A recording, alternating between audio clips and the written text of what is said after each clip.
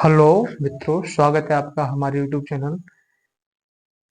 में ज्ञान गंगा चाणक्य स्टडी पर। तो आज हम क्लास 10 में मैथ के कुछ इंपॉर्टेंट क्वेश्चन पढ़ रहे हैं मित्रों, जिसमें हम की रूट वाले सवाल को हल कर रहे थे। इससे पहले आपको 2-3 वीडियो मिल चुकी है मित्रों। यदि आपको हमारा पढ़ाया हुआ पसंद आ रहा है, समझ में आ रहा है, तो आप चैनल को सब्सक्राइब करें, आगे बढ़ें और वीडियो पर कमेंट भी बताएं। और जो कमी रहती है वो आप यहाँ पर बताते रहें मित्रों, सुधार होगा। आप जो भी सजेशन देंगे आपकी मानी जाएगी मित्रों। तो आज हम पढ़ लेते हैं रूट वाले सवाल को कैसे सिद्ध करते हैं। ये यूपी बोर्ड की परीक्षाओं में हर साल मित्रों क्वेश्चन पूछे जाते हैं, इंपोर्टेंट क्वेश्चन है। तो देखेंगे हमारे पास में मित्रों दो प्रकार के क्वेश्चन होते हैं। एक अंडर रूट वाले, जो 2 under root 3 under root 5 under root 7 under root 11 इस तरीके के क्वेश्चन कुछ आते हैं, जिन्हें हमें प्रूव करना होता है कि ये कैसे मतलब परमेय है या अपरमेय है। कुछ क्वेश्चन हमारे इस प्रकार से होते हैं, जैसे 3 + अंडर रूट 3 और 1/2 अंडर रूट 3 - के 4 अंडर रूट 5 + 4 इस तरीके की सिद्ध करने के लिए आते हैं मित्रों। तो दो प्रकार है हमारे पास में। तो हम दो प्रकार में जानेंगे कि क्वेश्चन को कैसे सॉल्व करें। तो आज हम सिंगल संख्याओं का जानेंगे कि रूट को कैसे सॉल्व करते हैं मित्रों। तो हम इनको मिटाते हैं, फिर उसके बाद में आपके सामने क्वेश्चन लिखते हैं।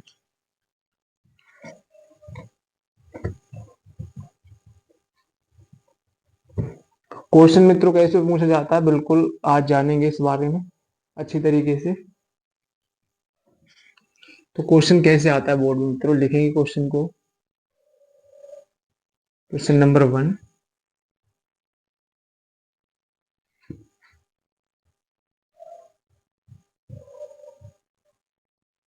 सिद्ध कीजिए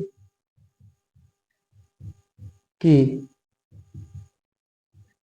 अंडर रूट 2 एक अपरिमेय संख्या है। अपरिमेय संख्या है। क्या है? अपरिमेय संख्या। ये सिद्ध करनी है हमारे लिए बात मित्रों। क्या करनी है? बात सिद्ध करनी है। तो हल करते हैं इसको। हल करते समय मित्रों इसे क्या मान लेंगे हम? इसको मान लेंगे परिमेय संख्या मान लेंगे। क्या मानेंगे? परिमेय संख्या। तो हल करते हैं इसे। तो हमें दिखाई दे रही है रूट के अंदर ये संख्या है और कैसी है? अपरिमेय है। तो हम इसके विपरीत संख्या को मान लेते हैं। क्या मान लेते हैं? विपरीत। तो क्या लिखेंगे? माना माना अंडर रूट 2 एक परिमेय संख्या है। कैसी संख्या है? परिमेय संख्या है, जहां P व Q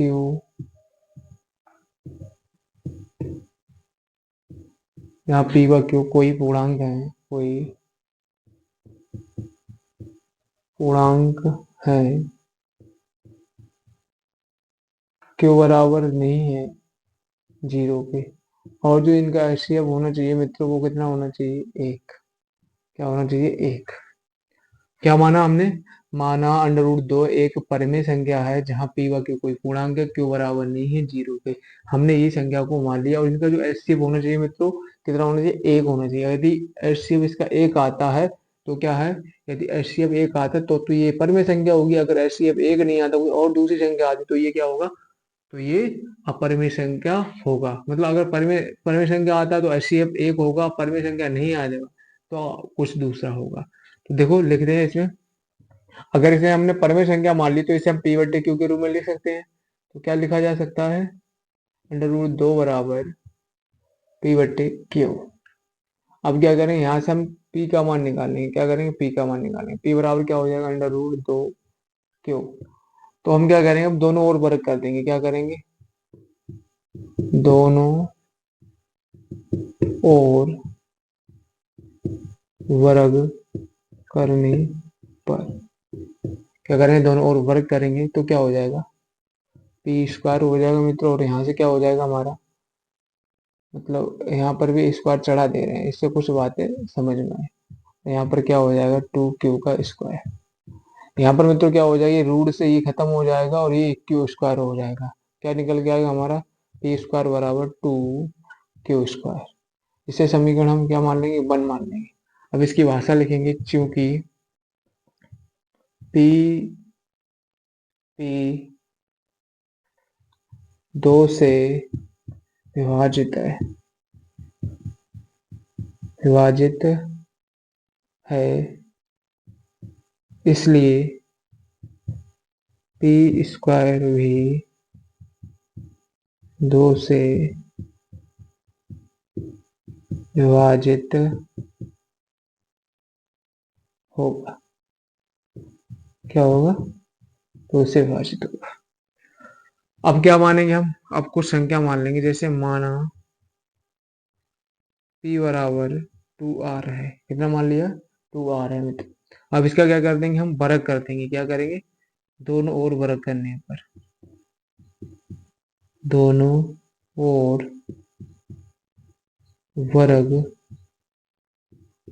करने पर क्या किया हमने? दोनों ओर वर्ग कर देंगे तो पी स्क्वायर बराबर क्या हो जाएगा मित्रों? 4r²। यही हो जाएगा। अब देखेंगे मित्रों, यहां से इधर समझते हैं इस बात के लिए। पी स्क्वायर का मान समीकरण 1 से, इसमें इससे दो मान, पी स्क्वायर का मान समीकरण 1 से समीकरण 2 में रखने पर तो क्या हो जाएगा? ये पी स्क्वायर का मान है जी, ये समीकरण 1 से यहाँ पर रख दो तो क्या हो जाएगा? 2q² बराबर 4r²। तो यहाँ से इसे खत्म कर दो तो दूनी 4 हो जाएगा, तो q² बराबर क्या हो जाएगा? 2r²। इसे समीकरण क्या मान लो? 3। अब देखो, चूंकि q 2 से विभाजित है, इसलिए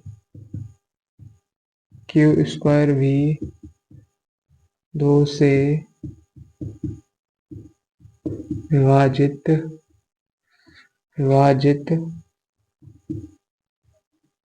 होगा।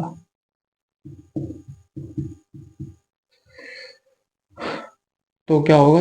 ये इससे विभाजित होगा।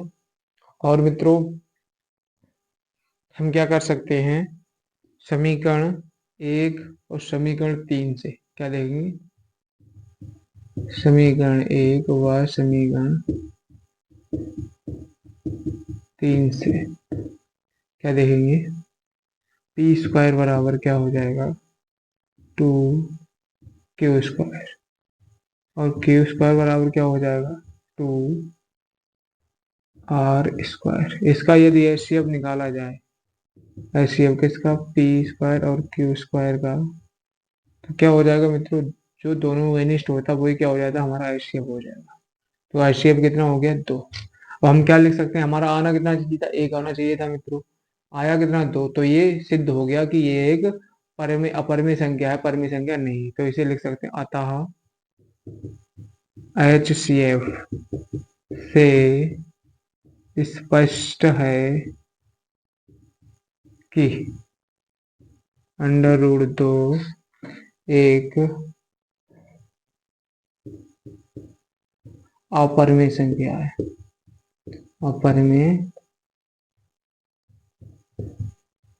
संख्या है। तो मित्रों, समझ में आया आपको? उम्मीद है कि आपको समझ में आ रहा होगा ये क्वेश्चन। सबसे पहले हमने क्या किया? सबसे पहले इसको क्या मान लिया? सबसे पहले हमने इसको मान लिया कि ये एक परिमेय संख्या है जहाँ पी व क्यू कोई पूर्णांक है, क्यू बराबर नहीं है 0 के। फिर हमने पी को, अगर हमने जब परिमेय संख्या मान लिया तो √2 को p बटे क्यू के रूप में लिखा जा सकता है। यहाँ से हमने p का मान निकाल लिया तो फिर दोनों ओर वर्ग कर दिया। दोनों ओर वर्ग किया तो क्या हुआ? यहाँ से p² का मान कितना हुआ? 2q²। फिर हमने क्या लिखा? यदि कोई संख्या 2 से अगर विभाजित हो रही है, यदि कोई संख्या किसी संख्या से हो रही है तो उसका वर्ग भी 2 से विभाजित हो जाता है मित्रों। तो ये वो याद लिखिए। फिर हमने क्या माना?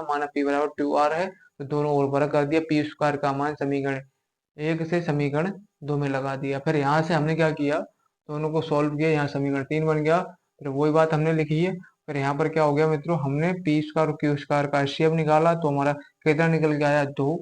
जो हमें कितना आना चाहिए था? 1 आना चाहिए था, 1 नहीं आया। तो इस वजह से ये क्या बन गई? एक हमारी अपरिमेय संख्या हो गई। अतः एचसीएफ से स्पष्ट होता है कि एक अपर में संख्या है। उम्मीद है मित्रों आपको ये क्वेश्चन समझ में आया होगा। यहाँ तक आप स्क्रीनशॉट लें, आगे फिर चलते हैं।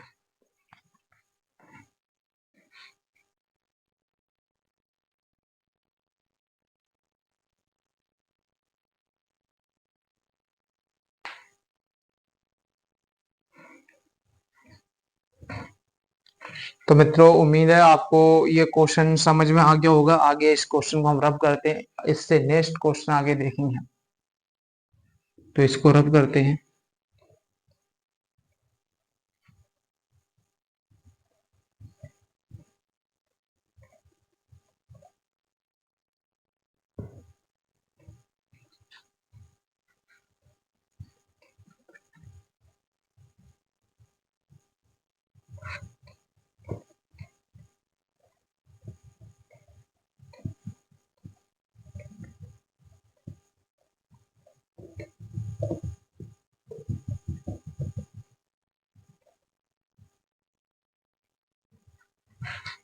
आगे हमारे पास में क्वेश्चन क्या हो जाएगा मित्रों, कि यहाँ से रूट 2 हटाकर यहाँ पर रूट 3 कर लेंगे। ये क्वेश्चन हमारा बन जाएगा। ये क्या बन जाएगा, क्वेश्चन बन जाएगा मित्रों। हमें अब क्या प्रूव करना है मित्रों, हमें अब प्रूव करना है कि अंडर रूट 3 एक अपरिमेय संख्या है या नहीं है। तो मित्रों इस क्वेश्चन का और उस क्वेश्चन का एक जैसा करने का तरीका है, मात्र संख्याओं का यहाँ पर चेंजिंग हुआ है। तो देखेंगे, इसको भी हल करते हैं जिससे कि आपको अच्छी तरीके से समझ में आ जाए क्वेश्चन। तो हमने क्या मान लिया, माना अंडर रूट 3 एक परिमेय संख्या है जहाँ पी व क्यू कोई पूर्णांक है, क्यू बराबर नहीं है 0 के, इसका जो एचसीएफ है मित्रों कितना आना चाहिए, इसका भी एचसीएफ 1 आना चाहिए। एक के अलावा यदि कोई संख्या आ रहा है तो ये सिद्ध हो जाएगा कि यह अपरिमेय संख्या है। अगर हमने इसे परिमेय मान लिया मित्रों, तो क्या हम इसे पी बटे क्यू के रूप में लिख सकते हैं, यहाँ से 3 बटे पी बटे क्यू। अब यहाँ से हम क्या करते हैं, पी का मान निकालते हैं। तो पी बराबर क्या हो जाएगा मित्रों, 3 √3 क्यू। अब दोनों ओर क्या कर देते हैं, हम वर्ग कर देते हैं। क्या करेंगे, दोनों ओर वर्ग करने, दोनों ओर वर्ग करने पर तो क्या हो जाएगा, पी स्क्वायर बराबर 3 √क्यू स्क्वायर। ये भी इसके ऊपर चढ़ जाएगा। तो क्या हो जाएगा, पी स्क्वायर बराबर 3 क्यू स्क्वायर। वो यहाँ से 2 से ये रूल खत्म हो जाएगा मित्रों। तो ये क्या बन जाएगा, समीकरण 1 बन जाएगा। अब इसकी भाषा लिखते हैं, चूंकि पी 3 से विभाजित है, क्या है, विभाजित है, इसलिए पी स्क्वायर भी 3 से विभाजित होगा। क्या हो जाएगा, पी स्क्वायर भी 3 से विभाजित हो जाएगा। अब हम क्या करते हैं, अब इसे मान लेंगे। क्या मानेंगे, माना पी बराबर 3r मान लेते हैं। क्या मानेंगे, माना पी बराबर 3r है। तो फिर क्या करेंगे, दोनों ओर वर्ग करने, दोनों ओर वर्ग करने पर वर्ग करेंगे तो क्या हो जाएगा, पी स्क्वायर बराबर 9r स्क्वायर। यही हो जाएगा मित्रों। इसे समीकरण कितना मान लेंगे, 2 मान लेंगे। इससे आगे इधर देखते हैं मित्रों क्या हो जाएगा। अब देखो पी स्क्वायर का मान समीकरण 1 से समीकरण किसमें रखना है, समीकरण 2 में रखना है। ठीक है, ये जो पी स्क्वायर का मान है वो पी स्क्वायर का मान समीकरण 1 से समीकरण 2 में रखना है। तो देखेंगे क्या हो जाएगा, यहाँ पर पी स्क्वायर की वैल्यू 3q यहाँ पर रख देंगे। क्या हो जाएगा, 3q² बराबर 9r स्क्वायर। तो देखो यहाँ से ये खत्म हो जाएगा, मतलब 3 दिया। तो क्यू स्क्वायर बराबर क्या हो जाएगा, 3r स्क्वायर। इसे समीकरण क्या मान लेंगे, 3 मित्रों। इसकी भी भाषा वैसी ही होगी, चूंकि क्योंकि क्यू 3 से विभाजित है, इसलिए क्या हो जाएगा मित्रों, इसलिए क्यू स्क्वायर भी तीन से विभाजित